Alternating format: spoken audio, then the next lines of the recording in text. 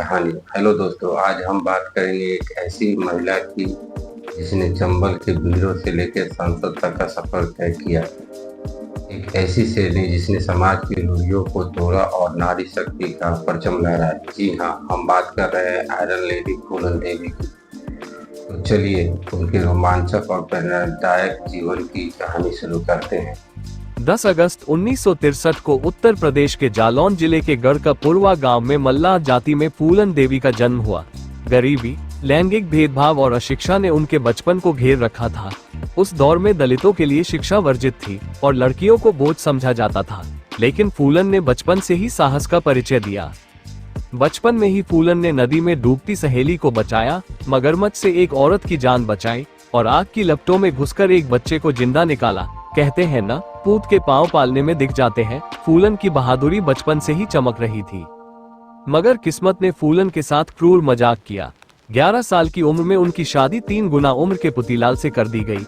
शराबी और हिंसक पति ने फूलन की जिंदगी को नरक बना दिया। तंग आकर फूलन मायके लौट आए, लेकिन वहां भी समाज ने उन्हें ताने दिए। 1979 में डकैत बाबू गुजर के गिरोह ने फूलन का अपहरण कर लिया। गिरोह में विक्रम मल्लाह ने उनका साथ दिया और उन्हें हथियार चलाना सिखाया, लेकिन 1981 में बेहमई गांव में फूलन के साथ हुए घोर अत्याचार ने उनकी जिंदगी बदल दी। 15 साल की फूलन के साथ 22 ठाकुरों ने 23 दिन तक दुराचार किया। इस जुल्म ने फूलन के अंदर बदले की आग जला दी। 14 फरवरी 1981 को फूलन ने चंबल के बिहड़ों में अपने दुश्मनों से बदला लिया। बेहमई में 22 ठाकुरों को एक लाइन में खड़ा कर फूलन ने इंसाफ की गोलियां चलाई। ये घटना देश विदेश में सुर्खियां बनी। फूलन अब सिर्फ एक डकैत नहीं, बल्कि शोषितों की आवाज बन गई थी। 1983 में उन्होंने समर्पण कर दिया। 13 साल जेल में रहने के बाद 1994 में फूलन रिहा हुई। समाजवादी पार्टी के समर्थन से 1996 में वे मिर्जापुर से सांसद चुनी गई।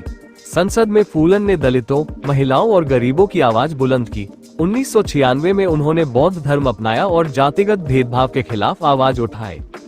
मगर 25 जुलाई 2001 को दिल्ली में फूलन की हत्या कर दी गई। उस दिन एक शक्ति, एक विचारधारा शहीद हो गई, लेकिन फूलन की कहानी आज भी जिंदा है। गरीबी, जंगल, जेल और जुल्म से शुरू होकर संसद की ऊंचाइयों तक पहुंचने वाली यह कहानी हर उस इंसान को प्रेरित करती है जो हार नहीं मानता।